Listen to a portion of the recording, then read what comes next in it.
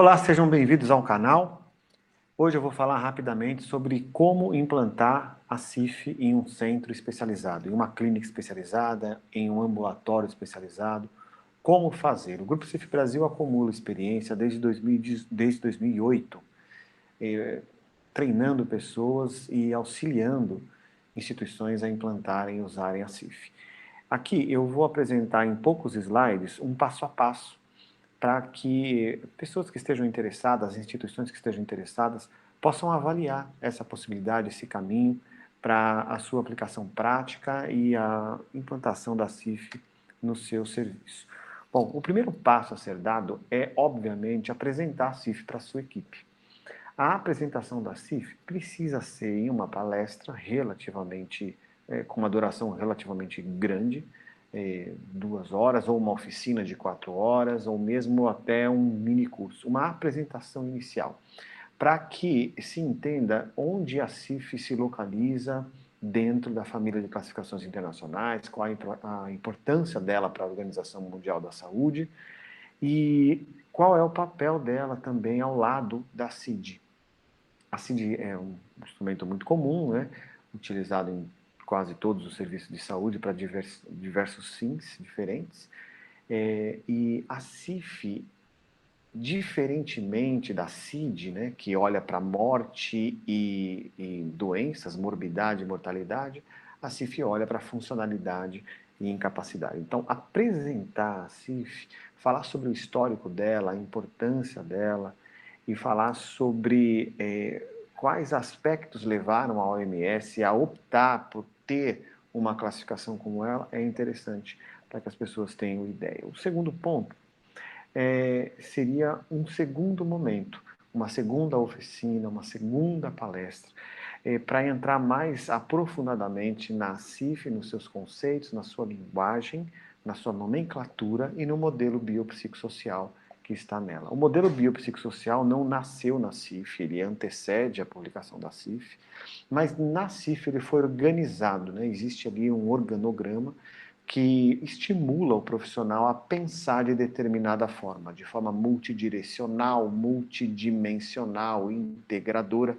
Então, ali existe uma indicação de como o profissional deve raciocinar, ter o seu raciocínio clínico em relação ao paciente. Não mais centrado na doença, claro que você vai considerar a presença dela, se for o caso, mas os problemas de funcionalidade não são meramente decorrentes da doença. O modelo biopsicossocial é multidirecional, né?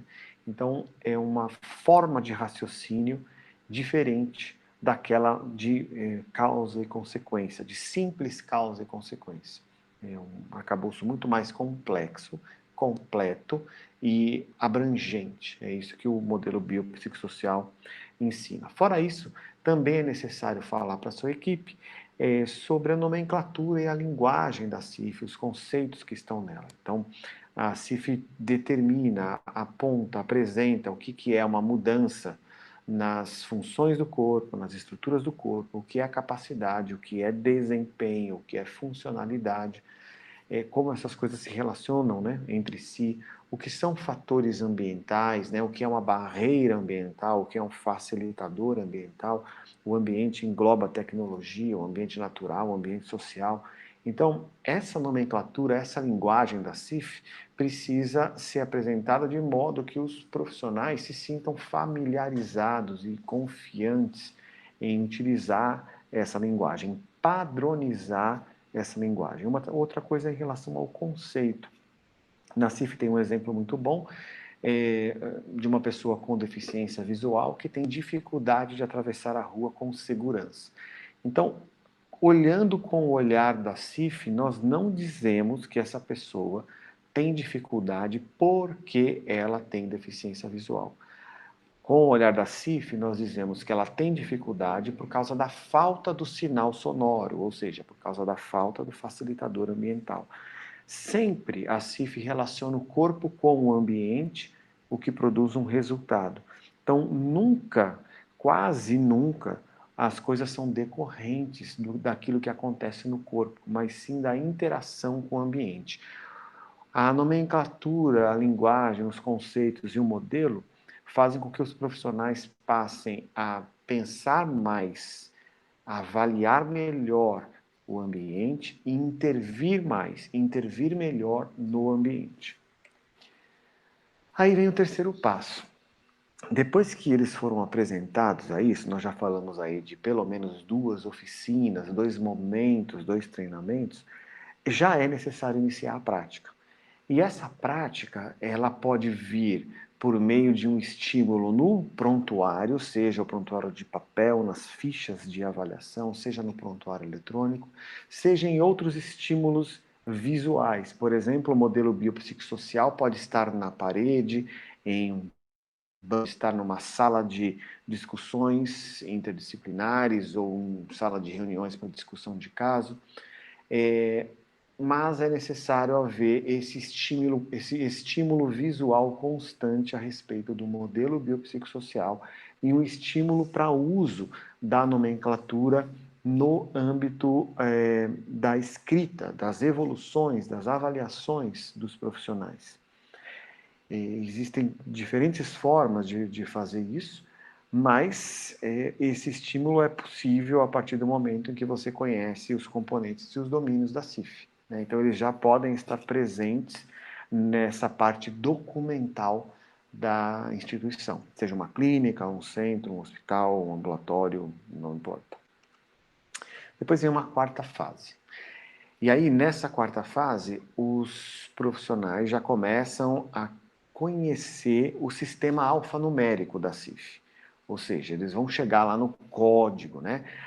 O sistema alfanumérico é formado por uma categoria e por números que são números complementares que nós chamamos de qualificadores. Categoria e qualificadores. A junção das categorias com os qualificadores formam os códigos, né? Mas, em um primeiro momento, a gente pode usar apenas as categorias. Em que momento? No momento de determinar os objetivos terapêuticos. Então, se na sua instituição existe uma triagem, uma pré-consulta ou uma avaliação global, esses são bons momentos. Ou então em uma reavaliação, onde os objetivos são revisitados, né, e os pacientes participam disso, a instituição pode criar um glossário. O que é um glossário? As categorias da CIF podem estar lá, já listadas, e o profissional escolhe quais são as categorias que são objetivos terapêuticos para aquele caso. O profissional escolhe, obviamente que eu estou dizendo, ele escolhe centrado no paciente. Então, o paciente escolhe, né, na verdade. E aí, eles também podem ser critérios de alta, quando atingir. Sempre usando atividades e participação, né? Então, aprendizagem, aplicação do conhecimento, tarefas, comunicação, mobilidade, cuidado pessoal, vida doméstica, interações pessoais, trabalho, educação, lazer, coisas relacionadas a isso, né? O paciente consegue andar longas distâncias, consegue se trocar sozinho, consegue interagir com o chefe, com o subordinado, consegue se comunicar plenamente, enfim. Os objetivos deixam de ser, embora possam estar presentes, mas não são o foco, né? Aqueles objetivos do corpo. Melhorar a amplitude, melhorar a estabilidade, melhorar a função sensório-motora. Essas coisas, obviamente, que fazem parte, né, do contexto, mas o foco não são essas coisas. O foco não está aí.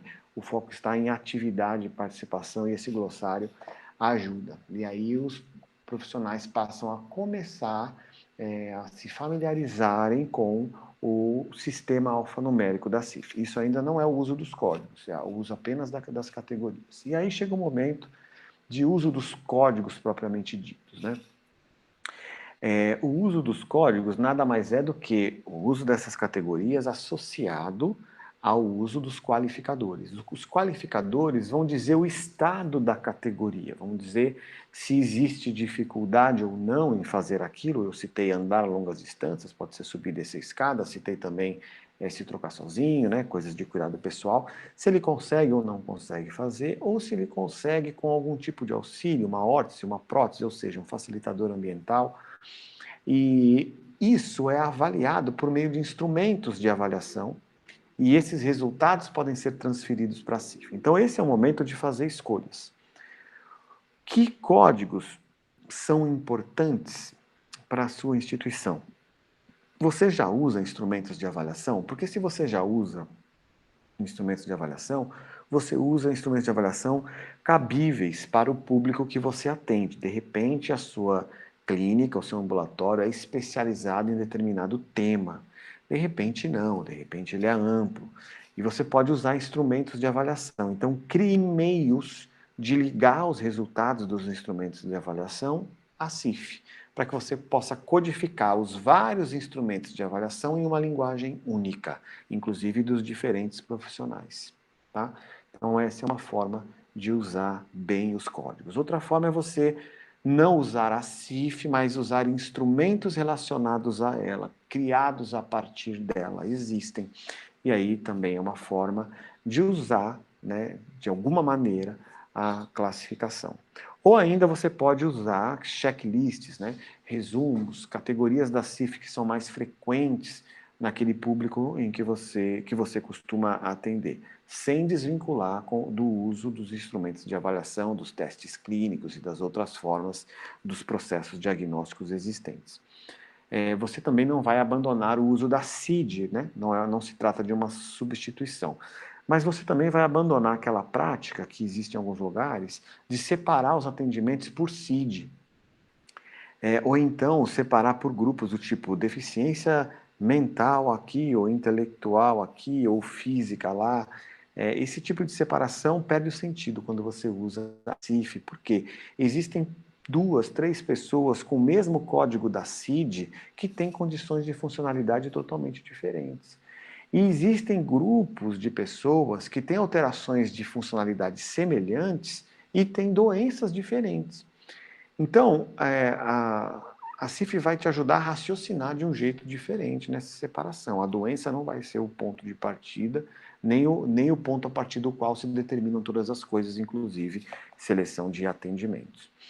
É interessante observar o anexo 9 da CIF, porque ali existe um grupo de categorias da CIF especiais, importantes para sistemas de informação, né? De repente você pode fazer isso de uma forma semelhante na sua instituição. Também essencial lembrar que esse anexo, ele foi criado para um modelo a ser utilizado em larga escala, pensando em um sistema de informação em que a sua instituição informa a Secretaria de Saúde ou outros órgãos competentes, né? Como já acontece com os nossos sistemas de informação, os que estão aí em andamento, sistema de informação de mortalidade, sistema de informação ambulatorial, sistema de informação hospitalar, etc. Mas esse arcabouço proveniente do Ministério ainda não existe neste momento. Então, eu estou falando do uso da CIF, do uso local da CIF, do uso local dos códigos, né, com a importância do uso para a sua instituição local, sem comunicação com a Secretaria de Saúde ou com o sistema público de alguma maneira. Depois de tudo isso determinado, você vai ter códigos à disposição. Você vai começar a criar um banco de códigos, né? E isso pode ser na primeira avaliação, na primeira consulta, em um momento de reavaliação e na alta. Eu sei que existem instituições que não têm esse terceiro momento, ou esse terceiro momento é raro.